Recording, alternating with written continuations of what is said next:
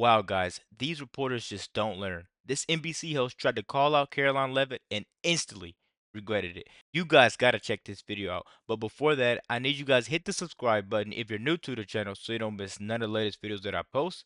Let's get right to it. The question on immigration first. President Trump, during the course of the campaign in 2024, said the following about illegal immigration. He said, "They're going back home where they belong, and we start with the criminals. There are many, many criminals." NBC News has learned that ICE arrested 1,179 undocumented immigrants on Sunday, but nearly half of them, 566 of the migrants, appear to have no prior criminal record besides entering the country illegally. Is the president still focused exclusively, which is a civil crime, it's not criminal. It's a federal crime.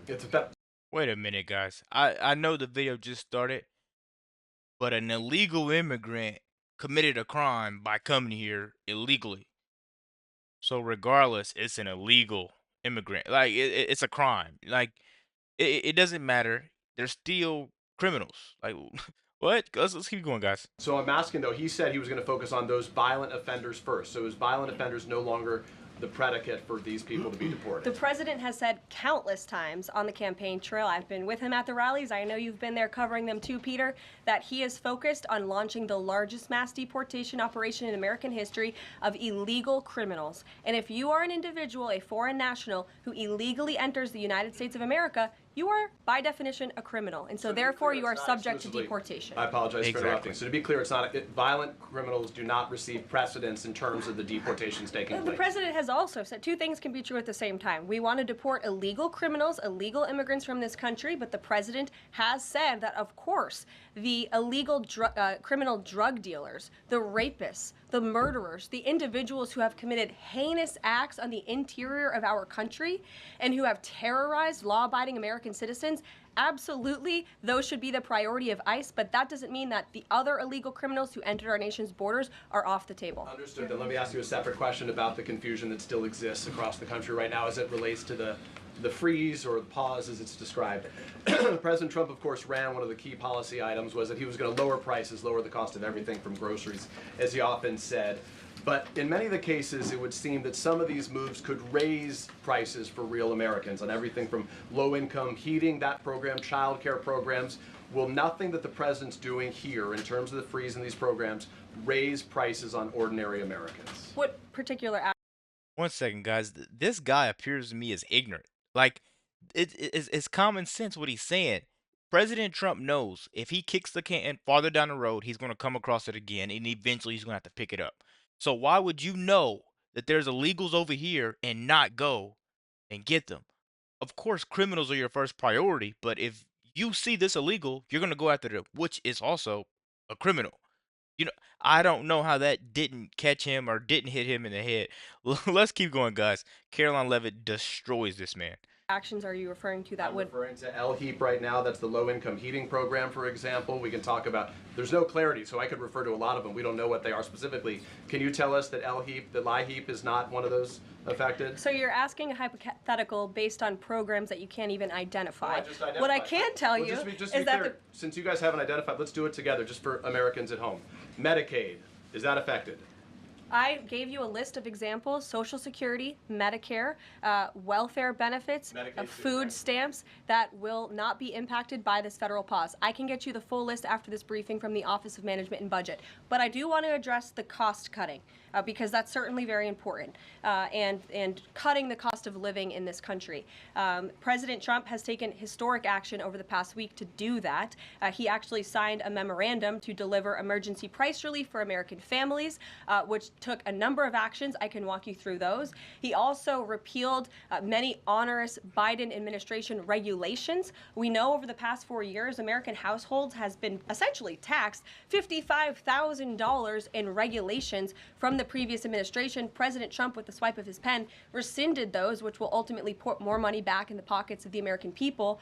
So deregulation is a big deal. And then when it comes to energy, I mean, the president signed an executive order to declare a national energy emergency here at home, which is going to make America energy dominant. We know that energy is one of the #1 drivers of inflation. And so that's why the president wants to increase our energy supply to bring down costs for Americans. The Trump energy boom is incoming, and Americans can expect that. Please share that.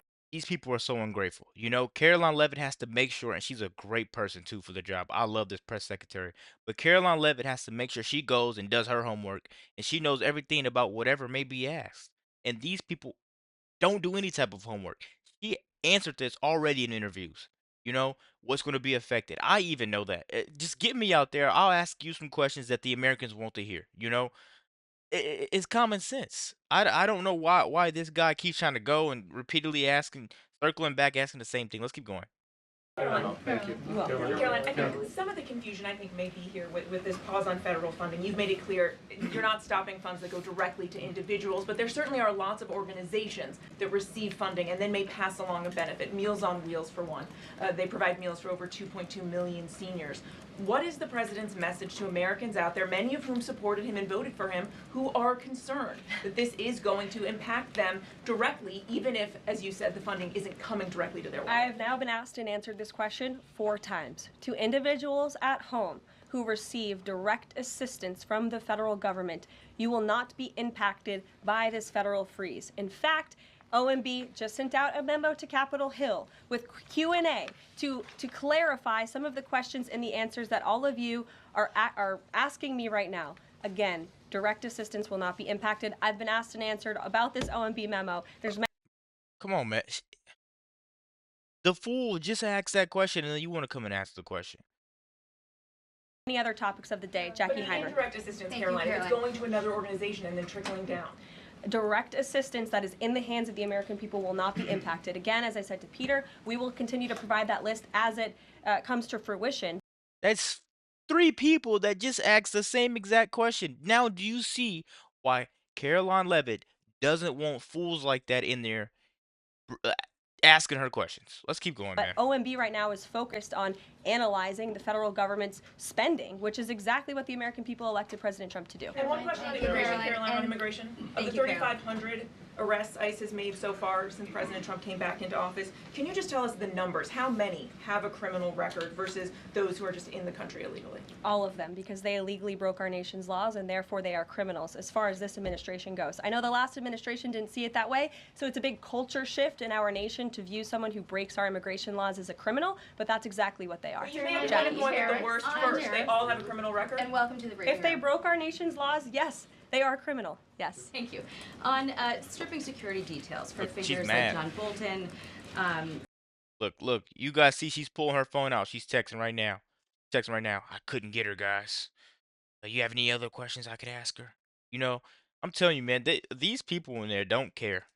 Pompeo, Brian Hook. Senator Tom Cotton said that he's seen the intelligence and the threat from Iran is real for anyone who played a role in the Soleimani strike. He voiced concern it wouldn't just impact those individuals, but potentially their family, innocent bystanders, friends, anyone who's near them when they're out in public.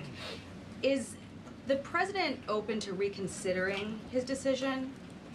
The president was asked and answered this yesterday, and he was firm in his decision despite some of the comments that you had referenced. And he's made it very clear that he does not believe American taxpayers should fund security details for individuals who have served in the government for the rest of their lives. And there's nothing stopping these individuals that you mentioned from obtaining private security. That's where the president stands on it. I have no updates on that. Is there any concern that this decision might jeopardize the administration's ability to hire the best advisors for these kinds of positions in the future? No, in fact, I've talked to the Presidential Personnel Office, who has told me directly that there is such an influx of resumes for this administration that it's incredibly overwhelming. There is no lack of talent for the Trump administration. Reagan Reed. Would he take any responsibility if anything happened to these people? Would he feel at all that his decision was a factor in that? The president was asked and answered this yesterday. I defer you to his comments. Caroline. Reagan, since you're in the back row, I hear you. The back row hasn't gotten much attention in the last 4 years, so I'm happy to answer your question. I can project. Does the president intend to permanently cut off funding to NGOs that are bringing illegal foreign nationals to the country, such as Catholic charities?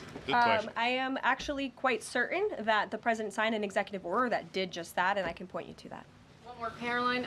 President Trump issued an executive order on increased vetting for refugees and visa applications. Right. Part of that order was considering an outright ban for countries that have deficient screening processes. Has the president considered yet which countries might fall into this category? Or countries like Afghanistan or Syria under consideration for a full ban? Yeah, so the president signed an executive order to streamline the vetting for visa applicants and for illegal immigrants in this country who are coming, of course, from other nations. It also directed the Secretary of State to review the process and make sure that other countries around the world are being completely transparent with our nation and the individuals that they are sending here. And so the Secretary of State has been directed to report back to the president. I haven't seen that report yet. We've only been here for a few days. Guys, it seems like to me the people that are sitting front row asking the most questions don't know the word illegal means illegal. That doesn't seem to register in their heads. I'm glad Caroline Levitt took the questions in the back, which is something KJP never wanted to do. She kept circling back whenever she had any chance. So let me know what you guys think about this quick video. Be sure to like, comment, subscribe if you're new. And as always, let me know at the act 2. We're out.